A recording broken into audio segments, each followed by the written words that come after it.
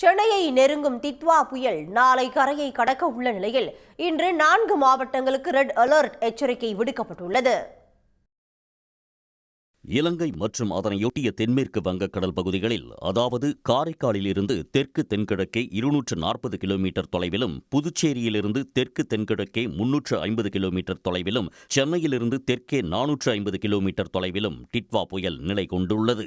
தொடர்ந்து வடக்கு வடமேற்கு திசையில் நகர்ந்து வரும் இந்த புயல் இலங்கை நிலப்பரப்பில் இருந்து வெளியேறி நாளை அதிகாலை வட தமிழ்நாடு, புதுச்சேரி மற்றும் அதனை ஒட்டிய தெற்கு ஆந்திர கடலோர பகுதிகளுக்கு அருகே கரையை நெருங்கிச் செல்லும் என எதிர்பார்க்கப்படுகிறது.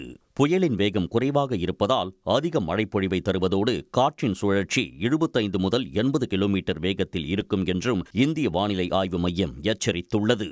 மேலும் டெல்டா மாவட்டங்கள் மற்றும் சென்னையில் அதிக மழைப்பொழிவு இருக்கும் என்று கணிக்கப்பட்டுள்ளது.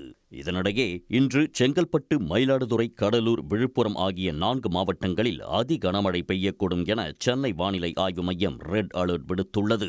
சென்னை, காஞ்சிபுரம், திருவாரூர், சேலம் உள்பட 14 மாவட்டங்களில் ஓரிரு இடங்களில் மிக கனமழையும், வேலூர், திருப்பத்தூர், கிருஷ்ணகிரி, தருமபுரி, நாமக்கல், கரூரில் கனமழையும் பெய்யும் என வானிலை ஆய்வு மையம் கூறியுள்ளது.